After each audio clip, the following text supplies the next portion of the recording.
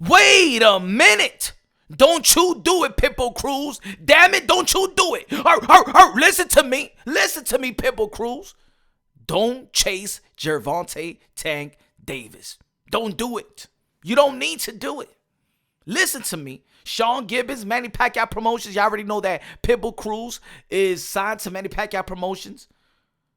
They said that they want to see Gervonta Tank Davis versus Pitbull Cruz, the rematch. Nah, you don't need that fight. You don't need that fight. All money ain't good money. All money ain't good money. You don't need it. Pitbull don't need it right now because Pitbull Cruz has the opportunity to become an A-side without Gervonta Tank Davis. Pitbull Cruz has one of the biggest fights in the sport of boxing that awaits. And that's versus Subriel Matias, the Puerto Rican, the Boricua Matatang, the IBF Junior Welterweight Champion of the world. The killer. Yo, we already know that matchup is like a match made in heaven. That is an electrifying matchup. Two offensive juggernauts. Entertaining fighters. Respected fighters. And of course, the traditional rivalry of Puerto Rico versus Mexico. All the ingredients to make it a lucrative fight, exciting fight, is already in place. It's already in the bowl. It's already in the bowl, baby. And the reason why I also say that Pitbull Cruz is in Gervonta Tank Davis, because let's not forget that Pitbull Cruz got what fighters like Gervonta Tank Davis wants. Oh, what you talking about, Punch? Yeah. Gervonta Tank Davis is one of those African-American fighters that was wearing the sombreros to pander to the Mexican fan base when he fought Leo Santa Cruz in his first pay-per-view event. He ain't the only one. We seen it with Floyd Mayweather. We seen it with Shakur Stevenson versus Joel Gonzalez. We seen it with Earl the True Spence when he faced Mikey Garcia wearing the beautiful colors of the green, red, and the white.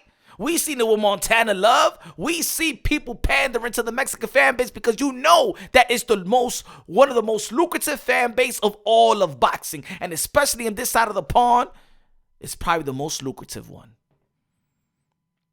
Yeah, also, the Puerto Rican fan base is just as lucrative.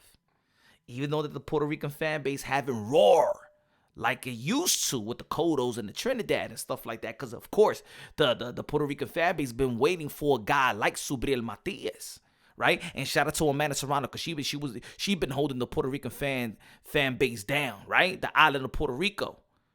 But when it comes to the male side, it felt like an emptiness. It felt like, you know what I'm saying? Like, damn, where is that? Where is that Puerto Rican fan base, that the lucrative fan base? But they're here. They have arrived. They're here again. The two most lucrative fan base in the sport of boxing is the Mexican fan base and the Puerto Rican fan base. Let me go further in saying this. Pitbull Cruz and Subriel Matias have the ingredients and have that opportunity to actually become a bigger box office attraction than Devin Haney and Teofimo Lopez. Yeah, I said it. You know why? Not because they're less of a fighter. Of course, you know that Devin Haney and Teofimo Lopez have accomplished more than Pitbull Cruz and Subriel Matias. It's because I don't think that their support will be as strong and as loyal as the Mexican fan base and the Puerto Rican fan base. And ladies and gentlemen, this is show business. This is entertainment. This is the business of boxing. Yes, nationality does sells. So, Pitbull Cruz and Subriel Matias both have an opportunity to give us one of the most exciting rivalries in the sport of boxing potential. Because I do believe that with their style, maybe one of them will get stopped. Maybe with Subriel Matias stop Pitbull Cruz. Maybe Pitbull Cruz stop Subriel Matias. But then a rematch. And then the rematch is more lucrative than the first fight. I could see this, baby. Look, I wanted to see Oscar De La Hoya versus Tito Trinidad, the rematch. It should have happened. But these guys can make life-changing money. life-changing money, generational wealth, without chasing a Gervonta Tank Davis. In all reality, especially in the 140-pound division, the most stacked division in the sport of boxing, if these guys all fight each other, they don't need this illusion of, okay, they need to get Gervonta Tank Davis to get the bag.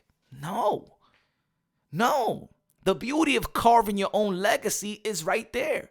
Teofimo Lopez have carved his own legacy when he faced Vasily Lomachenko and stuff like that in 135, beat the man to become the man, then beat the man to become the man in 140 by beating Josh Taylor. We see what Devin Haney has done. He became the undisputed in 135, came up to 140-pound division and beat Regis Prograis, and now fighting another cash cow of this young generation, Ryan Garcia. And hopefully Devin Haney gets both of these guys get paid. We don't know who's going to be winning in that fight. I think more people got Devin Haney beating Ryan Garcia, but yeah.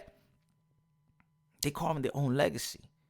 They don't need this potential Gervonta Tank Davis. The only reason why I'm bringing Gervonta Tank Davis is because I do believe that, but we heard with Sean Gibbons, Manny Pacquiao promotion that worked with PBC, and we already know that Gervonta Tank Davis on the PBC side, Pitbull Cruz on the PBC side. So it makes sense that a possible rematch between Pitbull Cruz and Gervonta Tank Davis could take place. I'm not really against that fight. What I'm saying is that Pitbull Cruz is now in position, not like he was before the Rolly fight. See, before the Rolly fight, he's not a champion. He got the only fight that probably makes sense for Pitbull Cruz at the time. I remember he just moved up to 140. The only fight that makes sense for Pitbull Cruz is the Gervonta Tank Davis rematch. But now, things has opened up for Pitbull Cruz. Potential fight with Subriel, potential fight with Tio, potential fight with Devin, potential fight with Ryan. He don't even got to look. Gervonta Tank Davis' way. But guess what he's bringing to the table that Devin ain't bringing, Teofimo Lopez ain't bringing, Ryan Garcia. I don't even think that Ryan Garcia is bringing another niche fan base. He's not bringing the Mexican fan base. He's bringing another niche fan base, to be honest, right? His own respective fan base that he built. And shout out to Ryan Garcia for building that type of fan base, right? Or Shakur. Pitbull Cruz got the Mexican fans. And we saw the last fight, how he bring him out, right? He could very well be. I'm not saying right now he is, but he could very well be the A side of all of them. Subriel Matias, if I wish that fight happens next, but we know it's not going to be happening next because Subriel Matias is going to be fighting Liam Paru. But let's say he knocks out Liam Paru, moves on, and then fights Richardson Hitchens in New York City, right? If Richardson Hitchens, is successful in his next outing. They fight in the Barclays Center, or Madison Square Garden in New York City. And then he knocks out Richardson Hitchens. Yo, that's going to be a good fight. Big fight. Matter of fact, we don't even got to wait that long. I think that this could be the mega fight in Mexican Independence Day of this year. Mexican Independence Week. We could have Subriel Matias versus Pitbull Cruz. And the rematch could happen on Puerto Rican Day Parade 2025 in June. These guys can make life-changing money. And I believe that everybody will pay the pay-per-view for that fight. See, sometimes not one fighter is this cash cow, right? Or is this lucrative? Some people, in the boxing community, there's always people that be like, he's not a pay-per-view star. He's not a pay-per-view attraction. But a fight could be a pay-per-view attraction. The fight is what makes it pay-per-view. Pitbull Cruz may not go, and he's not a pay-per-view. He's not a pay-per-view star alone, nor is Subriel Matias. But together is pay-per-view. Teofimo Lopez versus Devin Haney, together they're pay-per-view. Just like Ryan Garcia versus Gervonta Tank Davis in reality together. I know that Gervonta Tank Davis been doing pay-per-view before Ryan Garcia, but we're talking about the traditional or the quintessential successful pay-per-view events is the fight that makes it. But Crawford wasn't a successful pay-per-view attraction. But then when he came together with Earl the True Spence, then it was a successful pay-per-view. Even though that I feel like In my opinion, because of the magnitude of that fight, and everybody was asking for that fight, in my opinion, I think 600K was a little bit of a flop, in my opinion, because if Gervonta Tank Davis and Ryan Garcia did twice as much as the fight of the number one fight in the sport of boxing, or the Truth Spence versus Bud Crawford, I think that it tells volumes that in where boxing is at today. You feel me? But I think that boxing is coming together. 2023 was an epic year, and 2024 could be more of an epic year. And I think right now it has all the pieces, all the ingredients to make this year one of the most historical years in the sport of boxing, probably outdo 2023. And shout out to the boxing entities, shout out to all the promotional company that made it happen. Shout out to Golden Boy Promotions for 2024 and 2023 being the most lucrative fight in the sport of boxing, and PBC. Shout out to PBC, Showtime, TGB, Tom Brown. They done a wonderful job. You know what's funny, that Al Heyman and Oscar De La Hoya actually started together, right? They started together. Well, not started together. Al Heyman started with Oscar De La Hoya, and then they grew apart. But if you could see,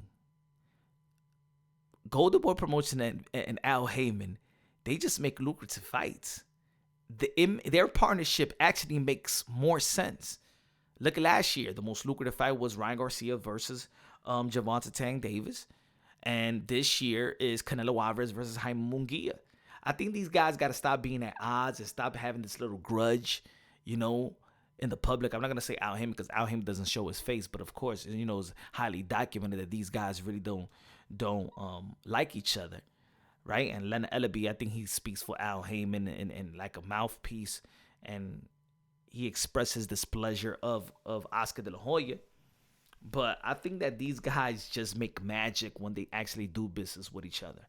As a matter of fact, when all the promoters just do business with each other, it creates magic.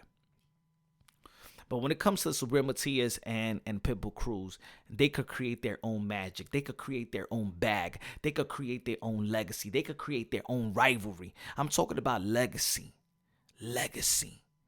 This fight is legacy right here, ladies and gentlemen. As a matter of fact, this fight could be legendary.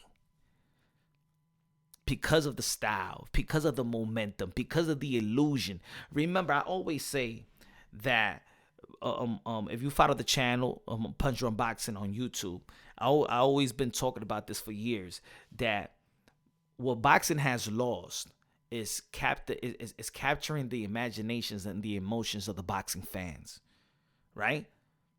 Pitbull Cruz just did that, and Subriel Matias have that aura as well. It's good to see two fighters with an aura go at one another. You feel me? We haven't seen two fighters with an aura.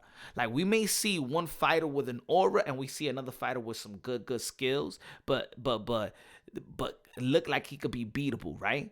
It's almost like Sonny Liston have an aura, but Muhammad Ali had the skills, but people didn't think that he could be, or was it going to be a competitive fight with Sonny Liston, right? He proved everybody wrong. Like, can you imagine two Mike Tysons going at one another? The aura of Mike Tyson, the baddest man of the planet, where people just can't have it in their brain that this man can never lose, right? This guy just have this aura that he's gonna knock somebody out, he's gonna destroy somebody's face, and then there's another. Evander Holyfield didn't have that aura, right? I believe, and I'm just giving you an example, and I'm just mentioning names. I'm not trying to compare Mike Tyson to Subriel Matias or Pitbull Cruz. I'm just trying to give you that we never had two fighters that have an aura. An aura. You feel me? Like a Subriel Matias. People, because Subriel Matias did kill a guy in the ring, they have this aura about Subriel Matias that there's any given fight, he could kill somebody in the ring. And of course that could happen in any other fight, but he's the one that has that aura. And then Pitbull Cruz has one of the most effective pressures in the sport of boxing. You put that together, and like I said throughout this episode, it creates magic. Now, of course, Gervonta Tank Davis also have that type of aura. But that aura wasn't evident when he faced Pitbull Cruz. Let's not forget that in the post-fight interview after the fight with Pitbull Cruz, Jim Gray asked Gervonta Tank Davis, will you rematch Pitbull Cruz? And Gervonta Tank Davis says, hell no. Hell no. And that's when I actually, started thinking about, damn, Gervonta Tank Davis, he's good. But he don't like things when it's hard. Pause. He doesn't like it when the time gets tough and it gets difficult. It just seems that I'm just interpreting, from that post-fight interview. That was the beginning when I was thinking like, yo, Gervonta Tank Davis, what you mean that you won't give this a rematch? Why? Because it was a hard fight. You don't like a hard fight. And then they follow it up with rehydration clause stipulations, rehydration clause with Mario Barrios, rehydration clause catch weight with Ryan Garcia. And it seems like they just in it to win the fight before the fight. I don't think that Gervonta Tank Davis is afraid of anybody. I don't believe that any fighter is afraid of any fighter, right? I believe all these guys are not scared of a fair fight. I do think that Gervonta Tank Davis' team is still scared to take the risk. I think they're more scared than any other team in the sport of boxing in terms of taking risk, especially with a talent like Gervonta Tank Davis. They should have every confidence in the world that they could go into a fight with a Devin Haney, with a Shakur Stevenson, with a Teofimo Lopez, with a Subriel Matias, Pitbull Cruz, and things of that nature, right? But they're so timid, like they're scared for him. They're guarding him. And he barely does any interviews. And if you're doing any interviews, you already know that somebody on the side is babysitting him. They so scared for him. I don't understand it. But good.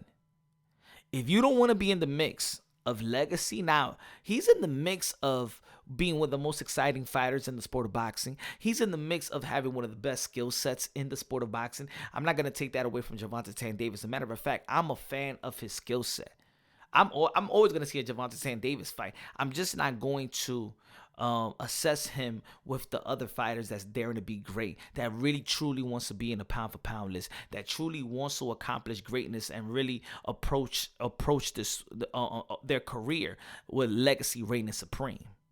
He doesn't approach his career like that. His team doesn't approach his career like that. So I don't even think by me saying that he's not a pound for pound, or he's not, or he's not a legendary fighter or a legacy fighter or a future Hall of Famer.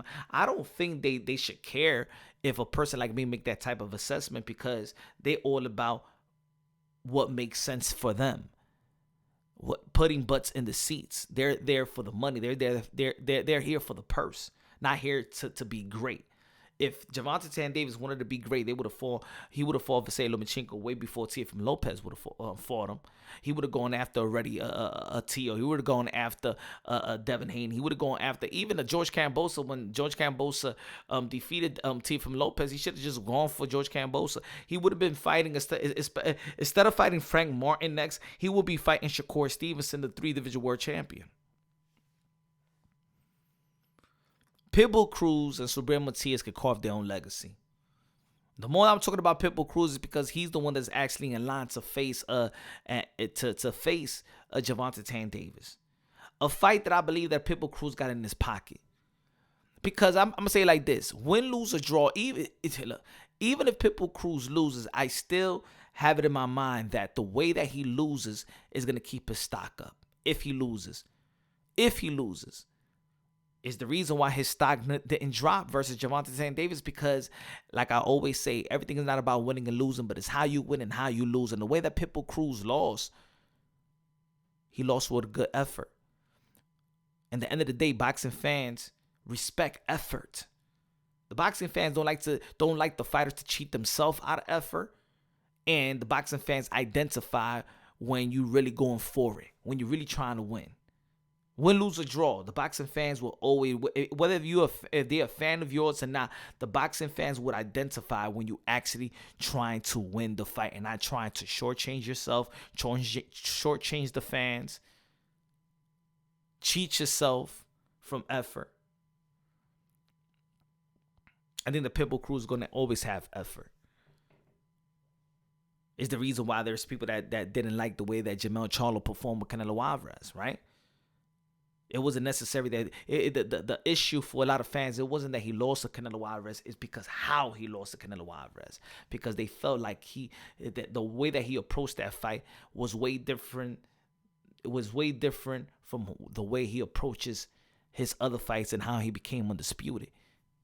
It was just like another Charlo. It wasn't the line. It wasn't the lines. The lines only Charlo. It wasn't the Iron Man. You feel me? I understand how people saw it. And I'm a fan of Jermell Charlo, you feel me? Even though that he was going 2 divisions up and was trying to dare to be great and probably figure out, you know what, man, this ain't the same right here, man. He's taking my punches and his punches feel different. But people identify certain different. People identify effort. Subriel Matias, he took his L, but he got his L back when he beat the same guy that beat him. People respect that. People respect that sometimes people may not respect the opponent, but if you feel like there's an opponent that's levels below the fighter that you expect to win, his job is to do what Subriel Matias is doing to his opponents. Cause I've been critical. Like, I only been critical with Subriel Matias' resume when they're trying to compare Subriel Matias to the resumes and the accomplishment of T.O.'s and Haney's and stuff like that. Because people be like, yo, Subriel Matias will beat T.O. already. Subriel Matias is better than T.O. No. He gotta earn that. You could, yeah. Be a fan of Subriel Matias. That's good. I love all the hype. I love all the hype. It just keeps the interest in the sport of boxing. But let's not skip stages. Let's not skip over fighters because we like them more or whatever. Let them accomplish it. Let him beat a T.O. That T.O. already beat Josh Taylor. Let him be great. Let him earn the greatness. Let him earn the achievement. Let him earn the praise. Let him earn that pound for pound list, right? Credible ones as well. But I just don't think that Pitbull Cruz need to chase Gervonta Davis. I feel, or Subriel Matias right now. I feel like both of these guys right now in the position to bet on themselves, and I think that they're gonna get a major support. Subriel Matias is gonna be performing in Puerto Rico. That's gonna be a great. That was a great move by Matchroom Boxing. Put him in front of the Puerto Rican fan base to captivate the imagination, the emotions of the Puerto Rican fan base because they're waiting to roar. I think a lot of Puerto Rican fighters, a lot of Puerto Rican people is going to support it. It's going to be at the time. A matter of fact, before the fight, I believe he's going to be fighting in June 15 versus Liam Pyro out there in Puerto Rico. When camp ends, I think that Saturday, I want Subriel Matias to make sure that he comes to New York City to the Puerto Rican Day Parade the weekend before his fight. Be here Saturday, be here Sunday, and then go to Puerto Rico and get ready for media week. Because I think that's going to be highly important for your upcoming fight. And for the people over here in New York City, that there's a mass population of Puerto Ricans. There's going to be a lot of people that's going to be crossing from New Jersey to New York City to celebrate the Puerto Rican Day Parade weekend. You know what I'm saying? The concerts, I want Subriel Matias to be in the Puerto Rican float out there in the parade in Fifth Avenue, and I'm gonna tell you, it's gonna create that type of buzz, and it's gonna be relevant to that week leading up to the fight in Puerto Rico.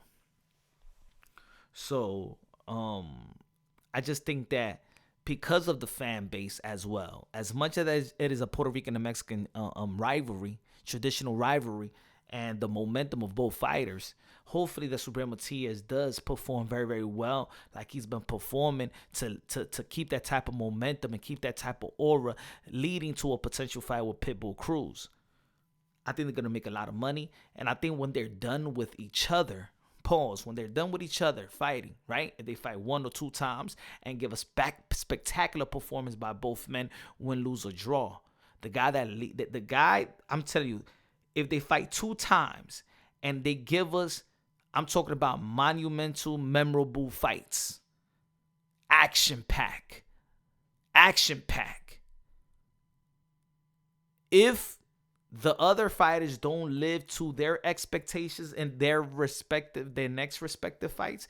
If Tio next fight doesn't give you that spectacular, that oh my god entertainment type of outing, if Devin Haney has a controversial victory versus Ryan Garcia, but then Pitbull Cruz and Subriel Matias is giving you, and they fighting each other, and they give us like, oh my god, like this legendary rivalry, like a Morales Barrera, Manny Pacquiao and Marquez and things of that nature. If they give us that, after they done with each other, they're gonna be the A side. Because you put Subriel Matias in Madison Square Garden, you're gonna sell that out with the Puerto Rican fan base. Even Teofimo Lopez is from New York. You already know I support Teofimo Lopez, and I do think that Teofimo Lopez would beat Subriel Matias. I think that the man to beat in the 140-pound division is Teofimo Lopez.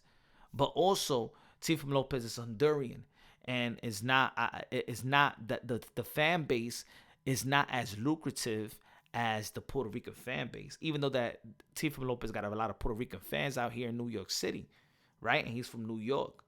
But I think that at this point, what he has accomplished and the performance that he has had, I would have thought that Teofimo Lopez will be selling out arenas. At this point, with his accomplishment versus Vasily Lomachenko and Josh Taylor in Madison Square Garden, it should have been in the big room. But the business is saying, Top Rank is saying that he doesn't sell more. He doesn't put a lot of butts in the seats past the big room versus Sandor Martin. They say they came out with the paperwork with the receipts saying that it didn't that he didn't put more than 6,000 people in the seats. So we had to go back to the Hulu theater. So I don't know why, but I think it's the American fan base as well, because he's more of Americanized Latino. So he's entertaining, but it's not bringing in the type of dollars that I felt it should have brought. Maybe if he fights Devin the Dream Haney after Devin Haney fights Ryan Garcia and create that type of buzz, I think a fight with both of these guys, then I think they'll make so much money, and I think it'll sell out the Garden or sell out any arena in the United States, and it will sell out great pay-per-view because, like I said in the beginning, it's about the matchup. It's about the matchup. Regis Prograis and Devin Haney pay-per-view numbers wasn't good, right?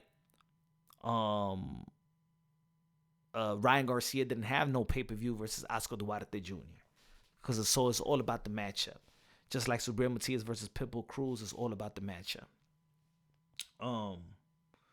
So, and hopefully we already heard that that Devin Haney, Eddie Hearn said that Devin Haney may drop the belts, and hopefully that doesn't happen. Hopefully that doesn't happen for Devin the Dream Haney. Eddie Hearn, the Matchroom promoter, said that Devin Haney 100% is gonna drop his WBC strap after the win, if he wins versus Ryan Garcia, because they already paid step aside money to Sandor Martin, in which he's the mandatory challenger to Devin Haney. And I said on my live yesterday on my YouTube channel, and I said, you know, it's unfortunate if he does, but if he does, then I believe that Teofimo Lopez and Sandor Martin should fight the rematch, because there was people that felt like Teofimo Lopez, that was a controversial victory. In my opinion, it wasn't. In my scorecard, I had it 97-93, but a lot of people felt like it was controversial. There was people that had Sandor Martin beating Teofimo Lopez. He was moving around and stuff like that. Teofimo Lopez is getting this type of reputation in the sport of boxing that he can't cut the ring off, that he's that movers doesn't make him feel comfortable and things of that nature. I think that he should get back, and I think he should just challenge himself, right? Challenge himself. For the people that are saying that he can't cut the ring off, I think it'll be a good fight. I think that Sandor Martin just signed a deal with Top Rank. I think it makes sense if Devin Haney does drop the belt. But even if he drops the belt, because he doesn't want to fight Sandor Martin but fight Teofimo Lopez, then you know what?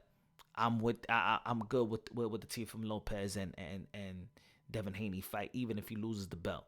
If let's say if Sandor Martin is going to get in the way of Teofimo Lopez versus Devin Haney, then I'd rather him drop it and fight Teofimo Lopez if he's there to get the world title and the lineal title. So I'm with that. But if he's just gonna drop it and not fight a Tio and just go on and fight Alexis Rocha in 147, then I'm gonna be tight. But if he does drop it and there's a Sandor Martin versus Teofimo Lopez, I think that would be a good fight. And of course, the WBC will be on the line. Will be a vacant. They'll fight for the vacant title, almost like a unification bout, just like Tim Tszyu versus Sebastian Fundora did this past weekend. Tim Tszyu was the WBO champion, just like Teofimo Lopez is the WBO champion, and they was fighting for the vacant WBC, just like it would be if Devin Haney does vacate the WBC. And you already know that they put Fundora. Fundora was going to be fighting, I forgot the Ukrainian brother's name. They was going to be fighting for that world title. So, but the WBC was vacant.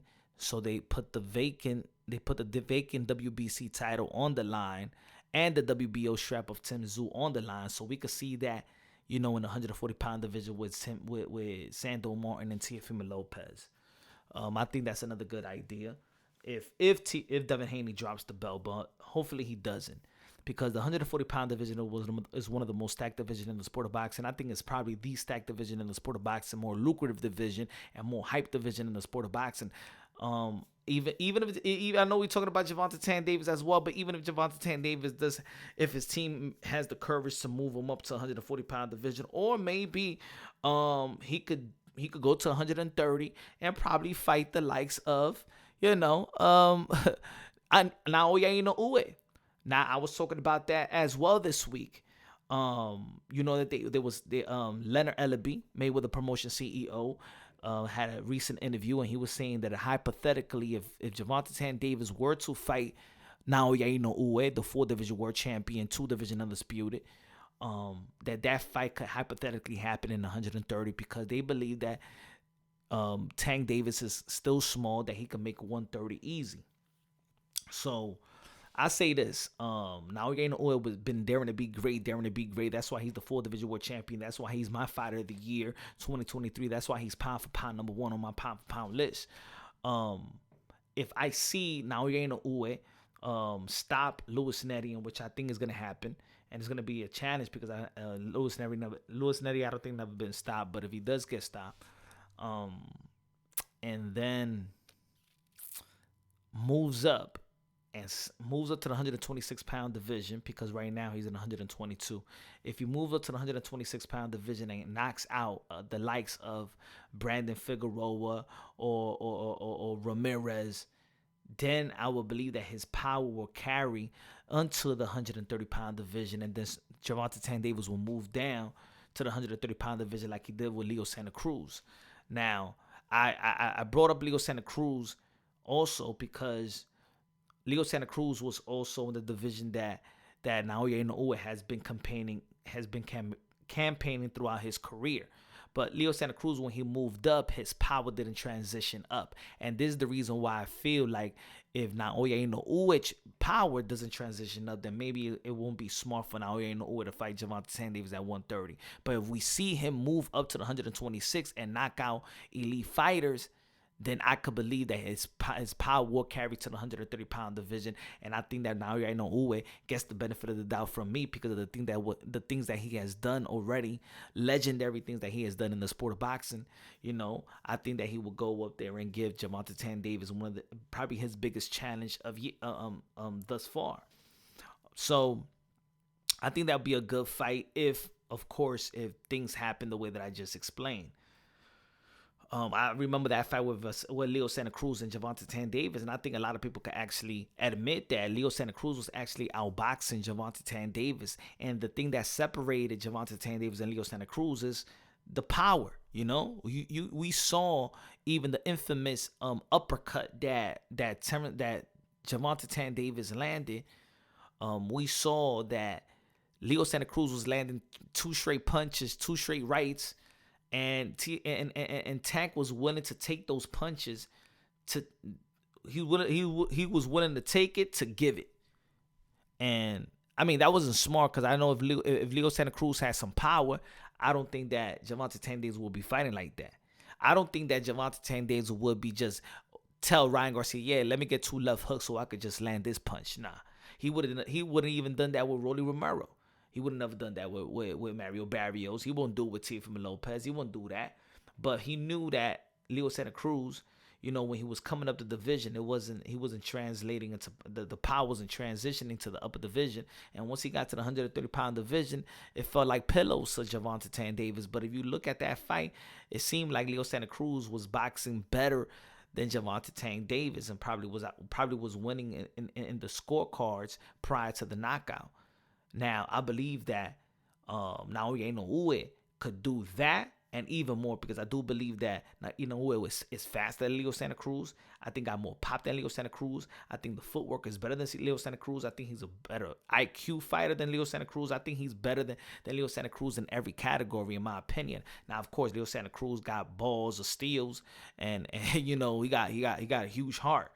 But I think that Naoya Inoue got all of that. Got the total package, and he's fighter of the year, in my opinion. Of course, people will be like, fighter of the year, arguably, Inoue and Bud Crawford. But in my opinion, I just feel like Inoue has been more consistent and been more active, and I think that awarding him, because of what he's accomplished in the 12 months, and also active in which he does void the frustrations of the boxing fans when, I stated that one of the primary issues in the sport of boxing was inactivity, and now Inoue has voided that frustration, man. He's taking the lead, he's taking the baton, and really of this generation, and really, leading the way. I know he's 30 years old. He's not that young. I don't consider Inoue as generation, or maybe class, because he's 30, but and Devin Haney is 25, and these guys are 20, T.O. 26, Ryan 26, Shakur 26. So they like a class behind, in terms of years, not levels. I think all those guys are pound for pound, on the pound for pound list, and doing great things in the sport of boxing. Also, Bam Rodriguez. Shout out to Bam Rodriguez. He's gonna be fighting Juan Francisco Estrada. That's a fight that I've been wanting to see Bam Rodriguez get, because especially in the smaller division, there's there aren't a lot of names that people are familiar with. A lot of boxing fans don't really follow the lower division, But I think with this legendary name on the resume of Bam Rodriguez, even though that Leo Santa Cruz is, in my opinion, he's still young. I think he's still in his prime. So I think it's gonna be. I think Juan Francisco Estrada is gonna give Bam Rodriguez a run for his money. But Bam Rodriguez has been stepping up since day one. 22 years old, beat Cuadra, being Riverside. He stepped up, then went back down division, got his world title, 2-division world champion. Came off that win with a broken jaw, and then later in the year fought Sonny Edwards and became a champion. So gotta give a lot of credit to Bam Rodriguez. These are the names that in the sport of boxing today you gotta give a lot of credit of this generation for daring to be great, not saving their O. You gotta give a lot of credit to T.O. Gotta give a lot of credit to Shakur Stevenson, especially in the super featherweight division when he went back to back versus Hearing and Oscar Valdez. You got to give a lot of credit to Bam Rodriguez. You got to give a lot of credit even to David Benavidez. But I really did wanted to see David Benavidez fight Artur Beterbiev when he had the opportunity, when they stripped him from his world title. Got to give a lot of credit to Daniel Dubois. Yes, he didn't win these fights with Joe Joyce, and he's gonna be fighting Hrgovic.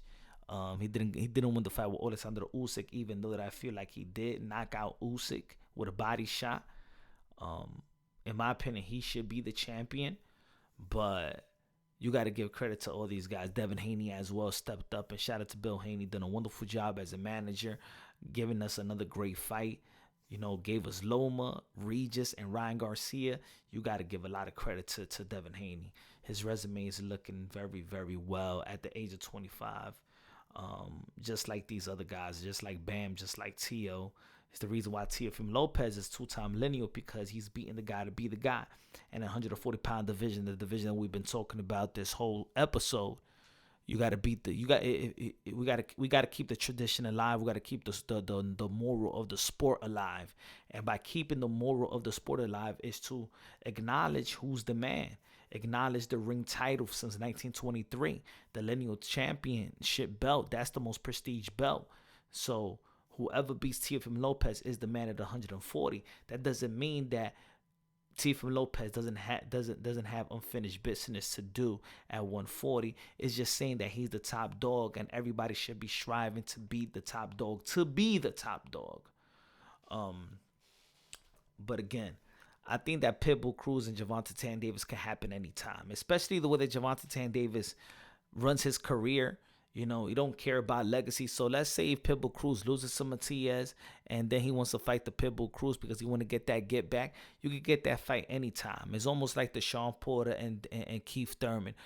If Sean Porter was active, they could get that fight anytime, right? They could have got that fight anytime because they had a good fight the first time around.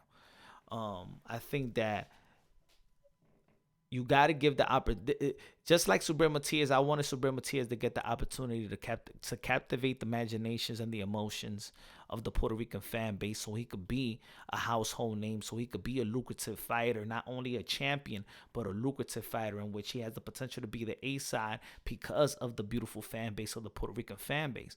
Pitbull Cruz have the opportunity to become an A side. He doesn't have to submit or just put himself in position for a Tank fight. He's already been in position for a Tank fight. Now it's time for Pitbull Cruz to cater to Pitbull Cruz and let him dictate his greatness, not just dictate to put yourself in position for a Gervonta Tank Davis fight because it's a money fight, and then everybody collects, all the men in suits collect. Nah,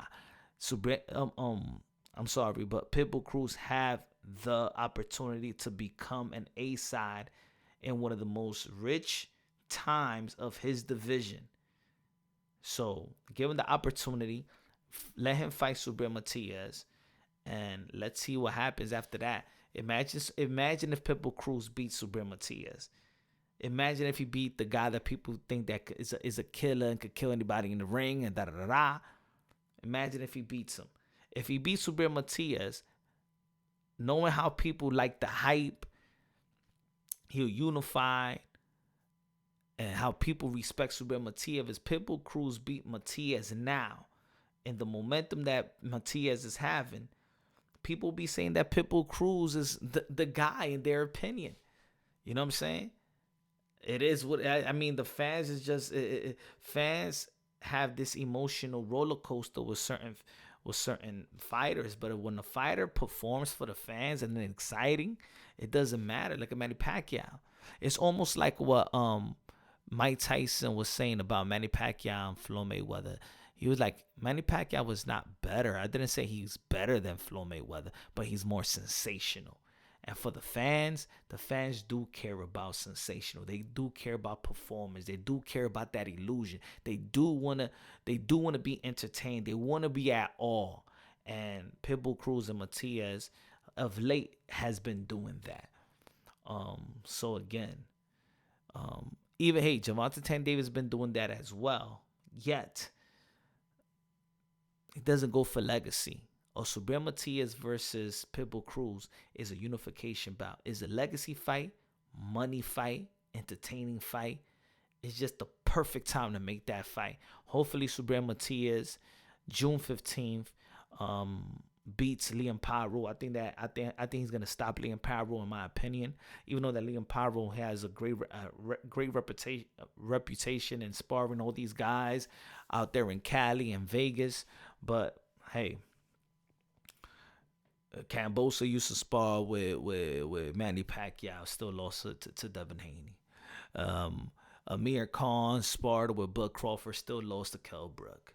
Sparring is sparring, right? Sometimes it helps, sometimes it doesn't. Sean Porter sparred with Kalen Plant, David Benavidez. Hey, Sean Porter sparred with David Benavidez, Kalen Plant, Kid Austin, Henry Cedeno Martinez, Gervonta Tank Davis leading up to the Bud fight, and Bud still stopped Sean Porter. So, doesn't matter. Let me know what y'all think, ladies and gentlemen. Subscribe to the channel, Punch Drunk Boxing. Subscribe and follow the podcast on Spotify, Apple Play, all the social media platforms. Follow me on Twitter, Mr. Moonshine 10, on X, formerly Twitter, Punch Drunk Boxing. Follow me on Instagram, Punch Drunk _boxing. Follow me on TikTok, Punch Drunk Boxing. Everything Punch Drunk Boxing. Let's go. Y'all already know, man. If y'all want to donate to the channel, donate to the channel. Share this episode. So y'all already know, God first, everything second. 5 + 5 = true champions. Love y'all. God bless. And on to the next.